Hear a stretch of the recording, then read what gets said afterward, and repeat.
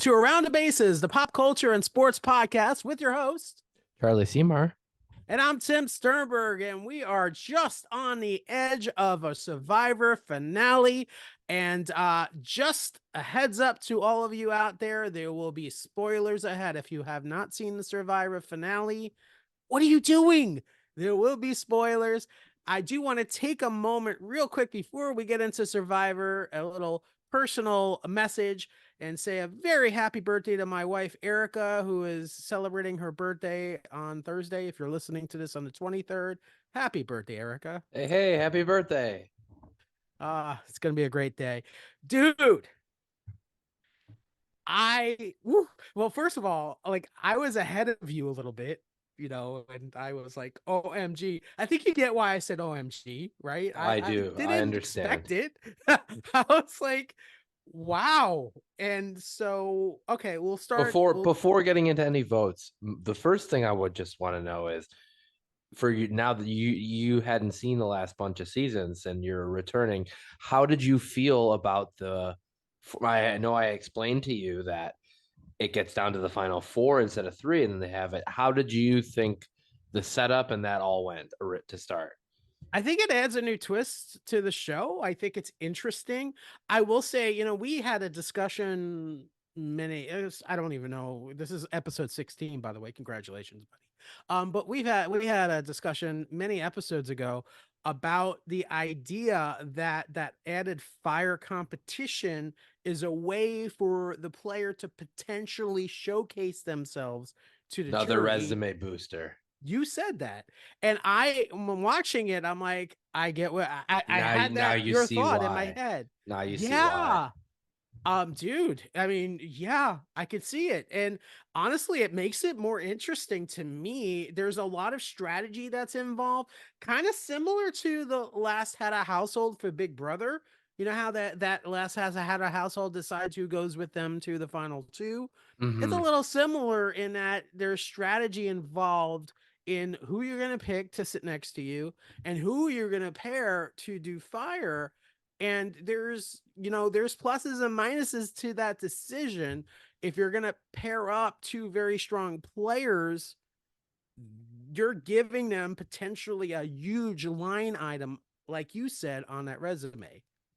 Yeah. See, and then that's where a lot of them were like, if we want to get people out that are a good chance to win, you might want to even get them out before the fire, because once you get down to it, you never know.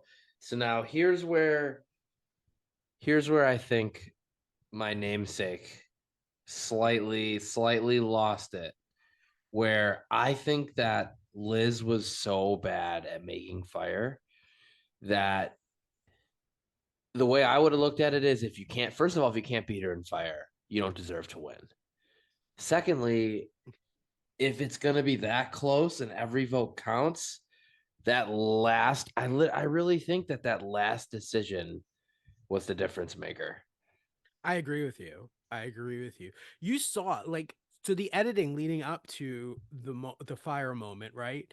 You basically knew as a viewer, okay, Liz is going, even before Ben told her, it's like Liz is going to fire. She were talking about her joints and how, she has issues with it. And so you kind of knew. And to backtrack, Ben wins the final immunity challenge. Shocker. Like, there we go. Yep. Comes out of nowhere. Pulls a rabbit out of the hat. He likes the Plinko, apparently. A little nods his Price is Right. That was a fun challenge, wasn't it? It was fun. Charlie, a lot of moving parts. Your namesake really struggled with the idea of catching that ball. Yeah. I think he underestimated how quickly it goes through the last few of them. Yeah, and he was concentrating. And it's a tricky challenge because you have to concentrate on what you're doing at the puzzle, but also in the back of your head, worry about a ball falling down. And it's like using the brain. Arguably that's most important, because the time delay and penalty is what did it in for a bunch of them. You would almost have to formulate, and I think this is what Ben did well. And I think Ben's experience as a musician came into play here, because being a musician's all about beat and keeping time. Yeah, and I think it helped him. I think it was a challenge right up his alley. I was happy to see him win one, although I knew he didn't stand a chance in heaven to win the game. There's just And nothing on his resume. there's something else I'd like to ask. In Ben's spot, what did you think that people were so scared of Liz for, as she has to be in fire? Do Yeah, people really think she was going to get more votes than Kenzie or Charlie? the I think I her was a little outburst surprised by that. alone. Yeah, I agree with you. I think her outburst alone on the whole, Applebee's thing, I think alone was enough to say, and the idea that she already has the money and she's a millionaire, a self-proclaimed millionaire, as she said, all negatives. I mean, obviously they ended up picking the eventual person who wins, and we'll get there in a minute because of her, which partly what she said. So yeah, I agree. I think honestly, I would have put this two strongest people against each other for fire. Right? I And would have then put take out one of your Charlie, competition, right, and he would have been doing Charlie a favor if Charlie had beat Kenzie. especially Um, if you're going at it with the mindset of you want someone to knock out Liz. Someone is going to get a resume boost regardless. So why not take out a stronger competitor? That's the way yeah, I saw it. But absolutely. I agree with you. We were both similarly thinking. I was shocked. Like when he said, "Okay, well, Liz, you're going to fire." I'm like, "Are you kidding me?" That's like putting the weakest link up against like Kenzie, and both Kenzie and Charlie were potentially strong players, in my opinion, for the jury. Why wouldn't you just pair them up against each other? And if either way, Ben didn't stand a chance because whoever won the fire challenge was going to beat him at least. Not yeah, maybe not I Charlie or felt pretty whatever. strongly that Ben was in third. Yeah. Yeah. And so and on Survivor, third gets And he nothing. probably only got third because he won the last immunity. He arguably could have been fourth too. I think so. I think it was interchangeable. I saw some things pre-show about there was odds, and most of the odds actually gave it to Maria to win, and as it was going into the And then that's final. another thing that I wanted to touch on Yeah. was when there were five left. How did you feel about um, Liz helping Kenzie in the immunity challenge? You wonder why at that point. It's You because they wanted wonder, Maria out and they wanted someone else other than Maria to win. but why? So, It because they just was felt that she weird. had the best chance to win. And if she got one more 3 to 4, they felt she'd beat anybody in fire. Maria, they felt pretty good about Maria's chances if she made it to 4, which genuinely I agree with.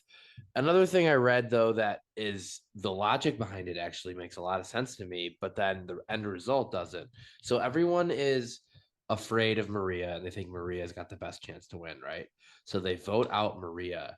But then at the end, Charlie, who arguably has the identical game as Maria, they were the number ones the whole They time. were side by side. Then Yeah. he also was the one that correctly won the battle head to head. So you'd think if everybody thought Maria was going to win, Charlie should have just as much, if not more, of a stake to win. And then all of a sudden, it doesn't swing that way. So either A, Maria wasn't as big of a threat that everybody thought, or everyone kind of loses a little bit because there's so much time between, by the time they vote at the end, a lot of it's, I to me, I kind of think it's a little bit of recency bias. You I know, agree. they're kind of okay. Kenzie just won the fire and she won one of the last couple of immunities, so maybe they lean that way. But I think yeah, it's too. interesting.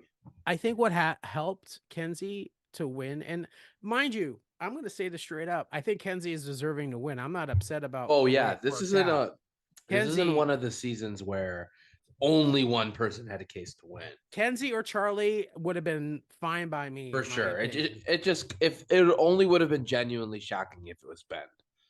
Yeah. But so I think what finally did it for Kenzie was her final speech, what she said about her needing the money and starting a life. And honestly, Charlie, if I was sitting there, I probably Yeah. would have voted for Kenzie too. And Honestly, And Jeff brought that up and asked how many people made their changed their mind that night, and about four hands went up, and only one of them switched to Charlie, which was Hunter. The other three switched to Kenzie. So there, that alone in itself could have been the difference. But then here's the thing that really, I think that we both mentioned, that's really going to be the thing that's going to stick out forever is Maria's vote. Maria didn't vote for Charlie, who was her. They were number one the whole time. They knew it. They pretty much had said to each other they were giving each other the vote until they had to turn on each other. And if she votes Charlie, it's 4-4. And then Ben is giving the tiebreak to Charlie. So is Charlie ever going to talk to her again? She probably, you could make a pretty good case that she cost him $1 million. You could certainly see right after the vote how upset he was. He was certainly almost to the point where he almost didn't And want to then talk. and then Jeff brought it up. Yeah, and it took him a moment to gather his thoughts. And I must say, kudos to Charlie for being a He handled man it and handling unbelievably it well. so well. Like, if you're gonna give somebody advice on how to address yourself and your character on TV, After a Charlie, hard, devastating loss, yeah, that is sportsmanship 101, that's without a that's doubt. game footage you watch and emulate. And when I saw that, I was like, "You go, dude!" You like, I was so proud of him and what he said. But to your point about Maria, I thought that was a lousy thing that she did, and I'll tell you a couple of reasons why. Like you said, they were side by side throughout the game, and in my opinion, and we've talked about this concept before on this podcast, game should recognize game. Game should always recognize game. And she clearly had an agenda to get Charlie out because she knew Charlie was a threat. She proceeded and she failed. At that point, game should recognize game and she should say, I'm going to follow my promises and you have my vote because, dude, you played an excellent game. And I don't understand. And to me, it kind of took away a little bit from her character because I was liking Maria. I think when she did that, a little bit, it soured me a little. Like, what in the world were you doing? Like, why would you do that? And honestly, her vote, that one vote at that point wouldn't have made a difference. It still was five, it was still two votes. So No, but it was 5-3. So if you take away her vote for it would have been four Kenzie four. goes Yeah, five to yeah, yeah. four, then he goes Yeah. up 3-4, and it's Yeah. 4-4, and then Ben's the deciding tiebreaker. Yeah. Wow. And you So got to imagine Ben in that scenario is voting Charlie. well, in Ben in that scenario, it basically saved him from an attack because I don't know, Ben would have had an issue. He loved both of them, and Yeah, can understandably so with Kenzie because Kenzie was she was so there for him. kind and nice, and that's what I loved her, and I love the fact that she came off a tribe, and we need to talk about this real quick. Kenzie came off a tribe that was losing and losing and losing and losing and losing, and she made the merge, not only made the merge, built relationships with other people to Yeah. the point where she wins the game. And I think what did it for her, to go back to your initial question, that final speech that she said, when she said she needed the money for herself, and then Charlie kind of said, well, I would donate a little bit here and donate a little bit there. I think her speech won out. I mean, it's about, Yeah. and not, it's not selfishness. It's doing what's best for you. And that's why you go on a show like this, to do for you and your family and whatever. And I don't, there's nothing wrong with that whatsoever in saying, I need it for me. And I think wonderful. Here's a young lady who now has a million, well, 500, 7, whatever it is after taxes, but has a lot of money, six figures, that she could really do something special and have the springboard to a wonderful life. And I think that's the great thing about this show, is it will change her life. And listen, Charlie got 100 grand. That's no small potatoes. No small potatoes, as you said. Well earned. Yeah, no, I you're mean, not wrong. It's not like he gets nothing. So, right. And the rest of the players will get, the stipend that they would normally get. It's nowhere near a and hundred and the thousand and dollars. I like the point you brought up earlier where he handled it so well too. not only does he still got you got to think that that's gonna the way he handled it is gonna pay off down the line where maybe I he think we gets might see him invited on back 40. for it. Yeah, 50. You mean? I'm 50. Sorry. Yeah, It's yeah. He could definitely be, or he could be on the next season of like good guys versus bad guys, and like I think the way he handled it definitely opened up some or future traders. doors or Traders. traders. Um, Yep.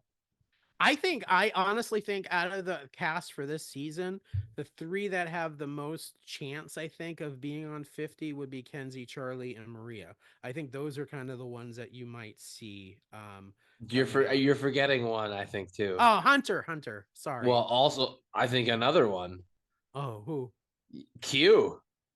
Oh, Q was a By the end of it, character. Q was must see TV by the end of it. So Him in his Q skirt. Yes. yeah, Yeah, really and helped the honestly, online merch sales, the Q skirt. So Q, Q, I went up and down like a roller coaster with Q this season. I will say he garnered my respect in the end the way he voted. I must respect to him. It was not easy for him, I'm sure, to vote for Kenzie and personally. And I think when you're playing a game, if you can overlook the personal feelings that you might have, that's a big plus. That's how I play games. I don't look at it personally. It's a game, right? yeah. You're having fun. It's a game. And at the end, the results are the results. And I think Q handled himself well. And yeah, definitely a couple of notches there. So it's going to be interesting. I think we'll see at least one of these contestants on season 50. So we'll see. Hunter played the best game that didn't win or come in the end. I mean, I think he was amazing. But And then obviously the most important lesson that any person took away from this season was play your idol.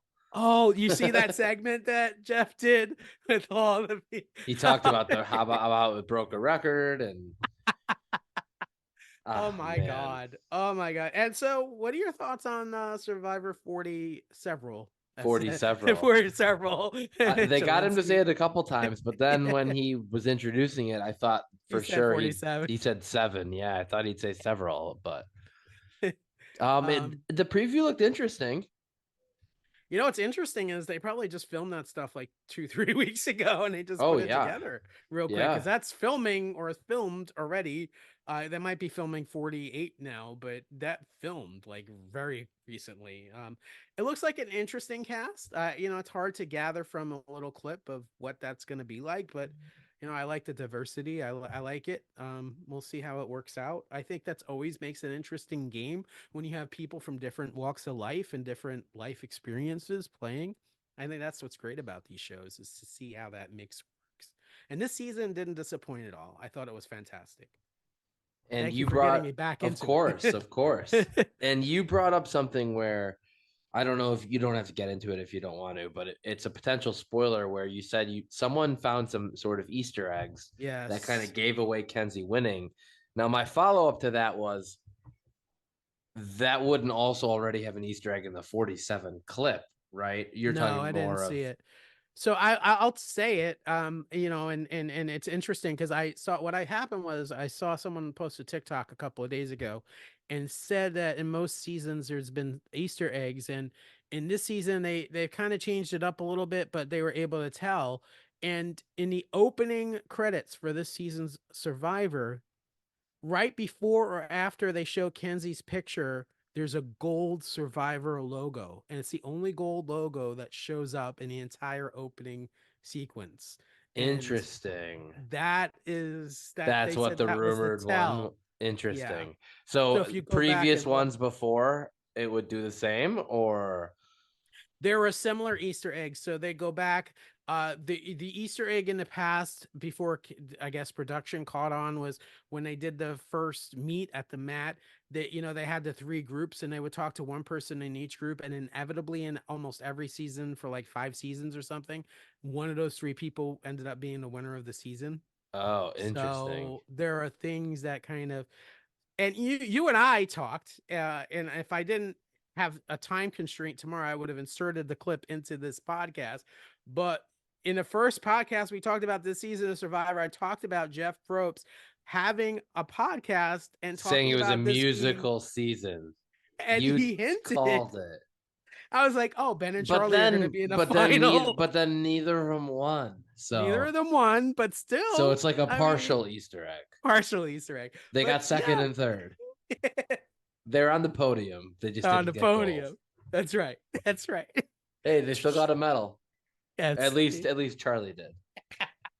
your namesake. Your namesake played a great game. You should Third, be proud. third doesn't get anything though, right? No, no, I don't think so. They get the honor of being third. I think on Big Brother they used to. I think Big Brother they get like $25,000 third place. I think they still do actually. I don't know, but yeah, they get the honor of being third. Listen, it's an honor just to get on Survivor. I looked at that. I'm like, Oh, absolutely. I would actually, if life aligned. I mean, I could see myself doing that show. Believe it or not, yeah. I think, if you want to challenge yourself, I think that's the thing to go. You see, on the next season of Survivor, they have someone who's 59 years old. That's one of the Yeah. things I saw in the preview.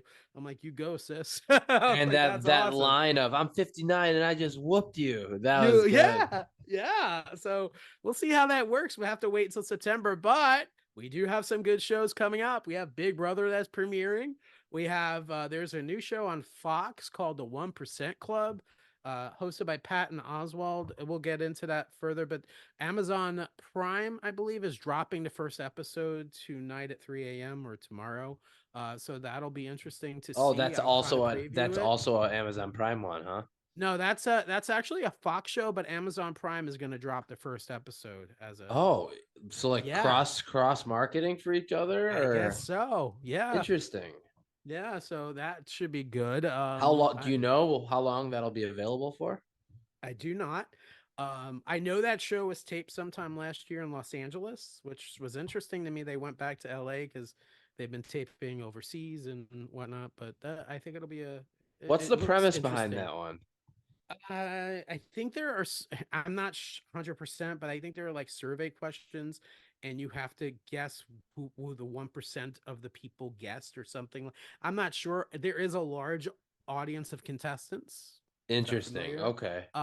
So and I think it's self-contained for each episode. So each episode has its contest. I'm not sure, But hey, but well, you know what? We can watch the one episode preview and see what we think. yeah, so we'll see how that goes. Speaking of Amazon Prime or Preview or Freebie or Free, whatever it is, The Goat dropped another episode. It's dropping another one tomorrow. What'd you think? Episode 4 was it what honestly it was pretty interesting again. Yeah, I think they're doing a good job mixing the Big Brother living in the house social with the challenges, they're doing it. I also I gotta say I've always liked Daniel Tosh, so he's I'm so in it. funny. I'm in it for his quips. So He is so funny. I love him. I do. I love him. I thought the challenge was gross in a good way. The popping of the pimples. I thought yeah, that was that pretty was gross. um Davon and Wendell kind of trying to patch things up. How about Wendell not only already getting a little bit of take home money, but then also Five G's. still being safe. That was the move. And I think it was brilliant of him to put Davon on his team because think about it. If they lost, he could kind of throw her under the bus. And if they won, she's winning by her helping because she's a good competitor. I Mm-hmm. think either way, it was a win-win situation. And he also builds trust with her by showing her that she's on his team. I think it was brilliantly thought out to do that. And they did. Definitely. They That won the was competition. yeah. And you could tell too that he was playing to win, especially when he knew he put up his gave up his immunity that he had won. So he needed to stack the deck a little bit in his favor. Just a little bit. What'd you think of the way the episode played out? Um, I think that I had a feeling you mentioned Easter eggs earlier. They like to kind of drop hints like that. And one of the first confessionals, after they started picking the teams was Reza. It cut to him saying, I thought we were the boys team, and then when he doesn't pick me to play on his team, he's like, I kind of felt some type of way that he could tell that he was being put at a slight disadvantage. So Mm-hmm. Yeah, he I was looking up the actual competition because I watched it right away and my memory faded. So I'm like trying to see what happened with Reza. Was Reza the one that was voted out? Wasn't it I another girl? no, I thought. Oh wait, did Reza had the numbers this week? That's right. Yeah, Reza had the number. That's what I was looking. I was like, They I were wanted to make they sure. kept hinting that they were going to be able to swing two people, but they couldn't. It was the Bravo woman went home. Jill Zarin, right? No, Jill was Oh, safe because she got the pick to be oh, on the that's team. right. It was the one where the week before Justin made the comment where your life is stuck to the bottle or something like that. Terrible comment. Yeah. Oof. She's from like below deck or something like that. She's one of the Yeah. characters I didn't know that well. So she went home, and I Reza lived to fight another day, and I think the boys are a very strong chance of winning the whole thing. I mean, I don't know how they fight that. Yeah, I think the women should have stuck together last week, and I think that was their downfall. I don't think Davon is long for the game. I don't see her kind of going, and I'm You know, hoping too. she's to your point though. She's a survivor. She's a good competition player. Yeah, So she is. as long as she keeps getting on the right side for a couple weeks, they just got to survive another couple weeks. It was Yeah, Kristen, right? I Hurricane think so. Kristen. Yeah, yeah. She So was gonna she was leaving quietly, and then they kind of egged her on a little bit, and then she came back and had like a second one. yeah, And remember she walked up the stairs and she's like screaming at them, like yeah, it kind of reminded me of what was that show that it was last year. Did you watch the show the one with the relatives, not No We Are Family, but the relatives hosted by the Jonas Brothers? yeah. Claim to fame. Claim to Fame. What the first person voted out last season on Claim to Fame had like a literal meltdown. Went to the house and started. You remember that? She I do started remember that. screaming. It Yeah, kind of reminded me a little of that. I love Claim. By the way, Claim to Fame is coming back this summer, which I'm freaking excited about. I love that show. Yeah, we'll talk about Claim to and I Fame just for want to sure. mention that Kristen was from Vanderpump Rules. I'm Vanderpump. mistaken. I mixed it up. Yes. Yes. I don't think, I know these are entertainment, it's a reality show. I don't like it when they get really personal like that and kind of, people have crutches and people have things that we're all dealing with. I don't think it's cool when they kind of attack that. I know it's television and whatnot, but yeah. So Yeah, hey, listen, Tim, it's a TV show. I know, but I like, I like nice a little bit, but that means if I go on those shows, you can play nice, but you can play hard, but be nice at the same time. If that makes sense, I don't know. yeah, Yeah, we'll see. Speaking of playing nice, I have to say it because I don't want to get that hat over there, but the Mets, dude, dude, I don't know. Like I read an article today that said that one of the sports writers from New York, and you know how they are, they're tough.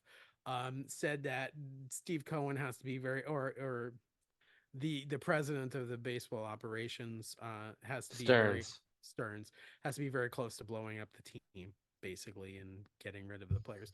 But let me ask you a question. And you are more of, believe it or not, I'm big baseball. You're more of a baseball expert than I am.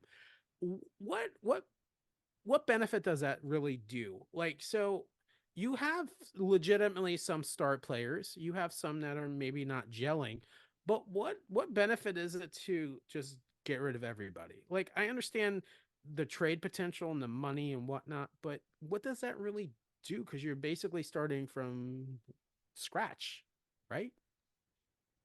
Yes and no. I think in the Mets situation is a little more unique in the fact that Cohen has huge pockets, and even in a year where they're quote unquote retooling, which is this year, they have the highest payroll in the sport. Yeah. So to answer your question, there's really no benefit to being in the middle any year. You either want to be in the postseason, or if you're not in the postseason, you don't get an extra draft pick because you went 80 and 82 instead of 70 and 92. You know what I mean? But you do get So it if you're on the bottom, or you get yes, a number and one and pick. it and if you can get future pieces for people that might not be on your roster the year after or in 2 years, it's kind of hard to say no to that unless you have a reason not to. So I think that those writers are probably writing that now for clicks because again, it's May 22nd. Yeah. Unless they were, 20 games under 500, you're not openly selling people off your roster today. I think So that in the Mets situation, just like the first 2 weeks of the season, if they turn around and win 7 to 10, there'll be people will be talking about them as buyers again. That's how quickly it changes with this era with 3 wildcard spots up for grabs. As long as you're not in the absolute bottom, you're not really out of it yet. So this kind of takes me back to the Cubs playbook a couple of years ago when you saw Rizzo go, you saw Bryant go, you saw uh famously Baez go. And listen, the Cubs gave Baez basically to the Mets. They got Pete Crow Armstrong and look what happened. Like what's happening. And And that's a good example because Crow is cheap controlled and he's going to be a part of the Cubs next 5, 6 years. yep. And that was a season much like the Mets are lingering right now. It could go either way. Had the Cubs not dropped a 5 of 7 right before that trade deadline, they might not have traded those players. And we might not have Pete Crow Armstrong today. We might not have Ben Brown today. Like there are a lot of good young core future Cubs that all came from that season of trading. It was a tough decision to make, and it's going to be an unpopular one amongst fans a lot of the time because you're a fan of the team. You don't want to see your Javis and your Chris Bryants and your Rizzos. And I won't even mention the guys on the Mets roster because it's something that you wouldn't want to go through. So it it's still, I think it's too early to say, like, here we're sitting today and the Mets have been struggling badly for 2 weeks, right? Yep. The Mets are 3.5 games out of the playoffs, No, I understand that. and there's And this is 113 games left. So, like, we've talked about this. I'm emotionally tied not just to the team but to some players. And I can imagine, I first of all, when the Mets gave up Pete Crow Armstrong for Javi Baez, I was one of the first fans to say no. Like I knew what Pete Crow had and I knew the potential and I knew Javi was only going to be a rental. I mean, Lindor couldn't even convince him to stay with the team.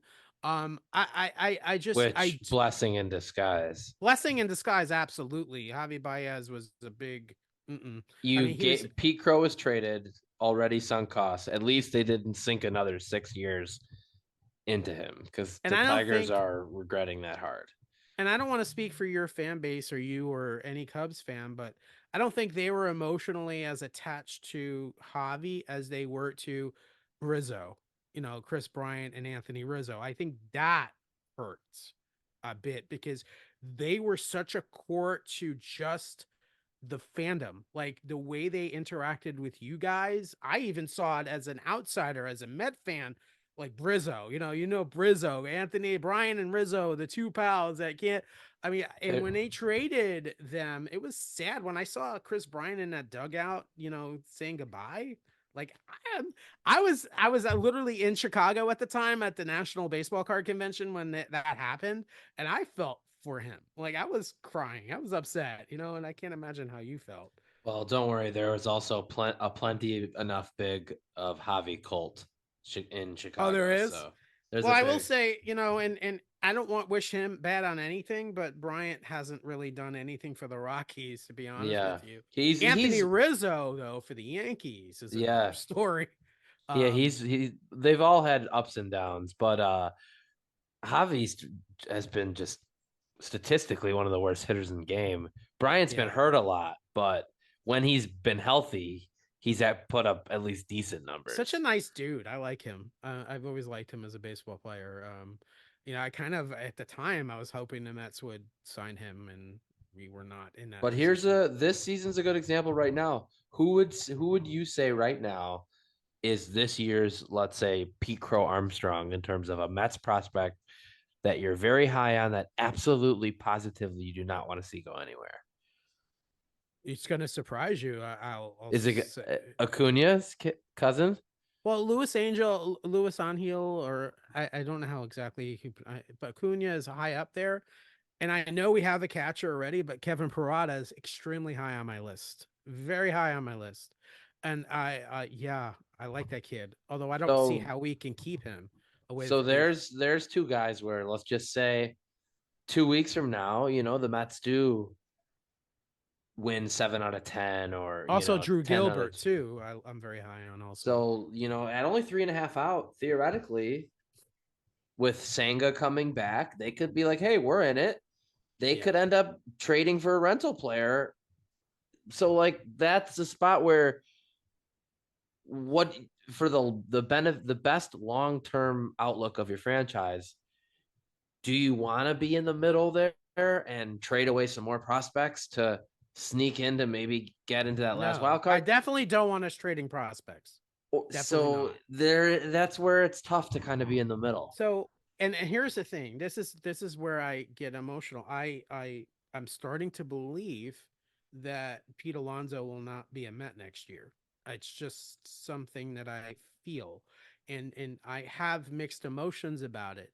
Part of me is like he's not performing, but knowing Pete's history, he goes in cycles like this. This is a normal part of who Pete is. But when Pete is hot, he is hot. Like he will hit that ball. He's not the best first baseman in the game by any stretch of the imagination. That has always been a clear fact. I even think Rizzo's a better first baseman than Pete is. But I will say that when that bat is hot, that bat is hot, and you want that bat to be hot when you have three men on base and you need to get that score, you need to get that walk off in the ninth inning. You want that bat to be hot, and and I love Pete Alonso. Like that's you understand this.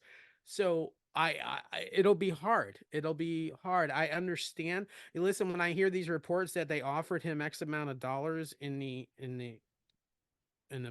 preseason and he didn't accept it, it kind of upset me a little bit. I was a little upset. Like, Pete, what are you doing? Like, do you value? He's valuing, and he's a Scott Boras client too, right?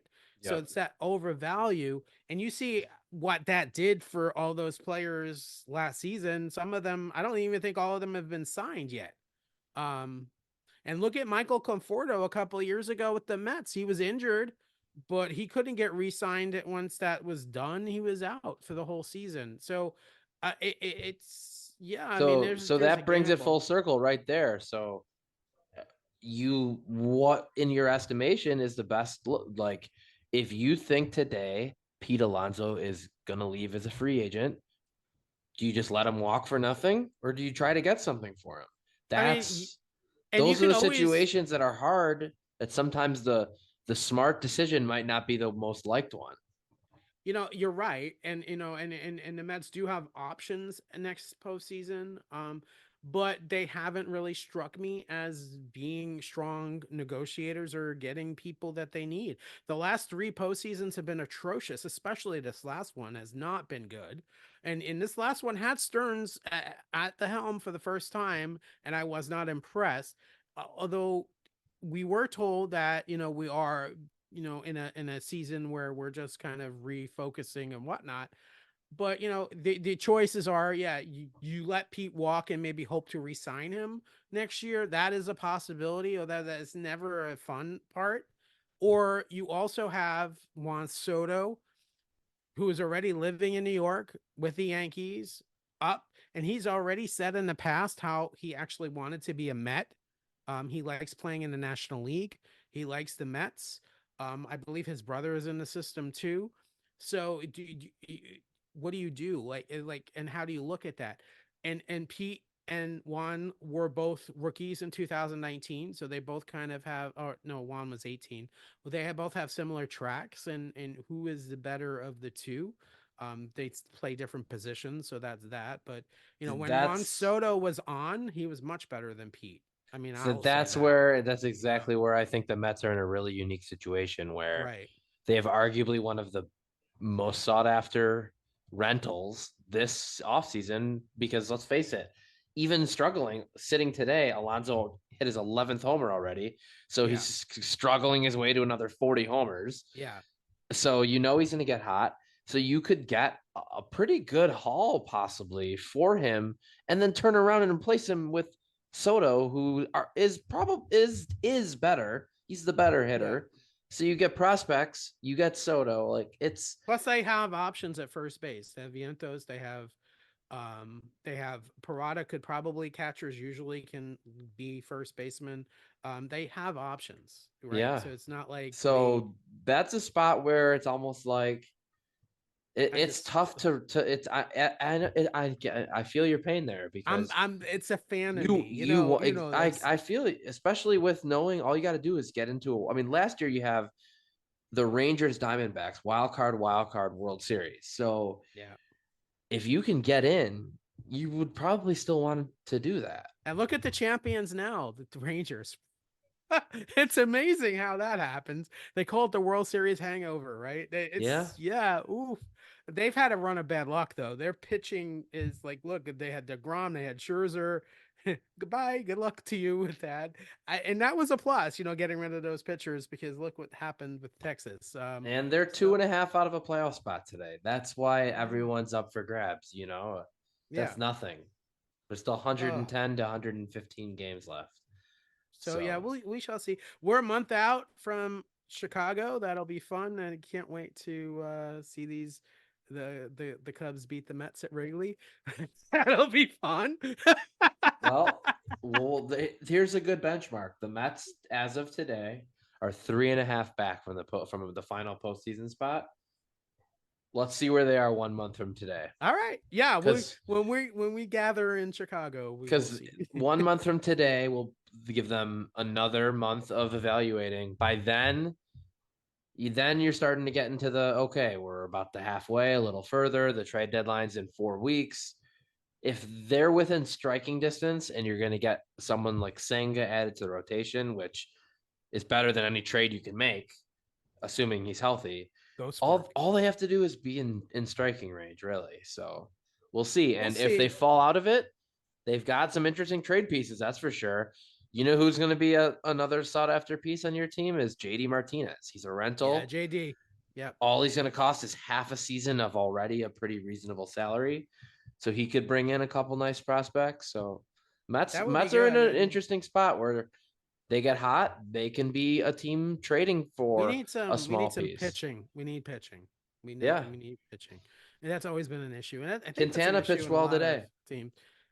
For once, right? I mean, he's so he cycles. Like sometimes Yeah. he's really great and sometimes he's not. We have Blade Tidwell, we have some people in the minors that are really good potentials. We'll see what happens. But yeah, I'm pretty much I'm always going to root for my team. I am a diehard Mets fan. I get sad and upset, but I just wish for once that we could be in a season that's not a retooling season, because every season seems like a retooling season. And I echo the sentiments too and I live in Miami and Fort Lauderdale, Florida Marlins fans. Say Miami Marlins. See, I can never not say Florida Marlins. Miami Marlins fans, same kind of sentiment. Although I went to the game last week and it was packed. It was really interesting to see. I don't think I've ever seen that park so crowded on What Sunday. percent were So Mets fans? a large percent were Mets fans. There's a lot of Mets fans down here, as you can imagine. From you, there's actually a lot of Cubs fans down here too. Which there's a lot of strong. Also There's not a strong surprising. Chicago contingent down in South Florida. By Chicago and New York, two Mhm. places that have colder winters and they have Yeah. people down there. That's not Although less surprising. now because you guys have beautiful weather. I'd much rather be walking the what do they call it, the Million Mile? Magnificent There, Mile. Yeah. Magnificent Mile. I'd rather be walking along Lake Michigan than be down here in the heat. So yeah. So I'm excited. Next week, we'll have another. We'll have a actually next week we're gonna have a special guest. So more on that next week. It's gonna be a good episode. Looking forward Um, to it. yeah, me too. Love this person very much. So for now, you have anything else? No, that was it's we're gonna miss Survivor, but like you said, we've got some others in the pipeline coming up. So We have, yeah, and Big Brother's coming out, and we have Claim to Fame, and we have The Goat still on, and excited. It'll be a good and summer we're of just a few weeks away from the boys and the bear. yes, which we're gonna talk about. Got some good You stuff got me coming up. into The Bear, and I love The Boys is some of the best TV. I love that. Love it. We were much like you were at the Marlins game the other day. We were at Wrigley over the Yes, weekend, at the same time. and there was a crazy, crazy loud ovation. And we're like, what's going on here? And then we turned up and it says Wrigley Field welcomes the cast of the Bear. No And the whole way. cast was sitting in like the front row near the dugout, and the place went bananas. That is amazing. It was For our very loud. our listeners, if you don't know, if you haven't watched The Bear takes place in Chicago. Hence, yeah. Wow, that was awesome. See, I was a month too late. See, Hey, but I they're get to see they're Ryan in town Sandberg, so often, so yeah, yeah. Oh, that's awesome. So that's Around the Bases, pop culture and sports podcast. I'm Tim Sternberg with my buddy, Charlie Seymour. and we'll see you next week. Until then, be good to yourself and happy Memorial Day, everybody. Happy birthday, Erica. Bye. Happy birthday.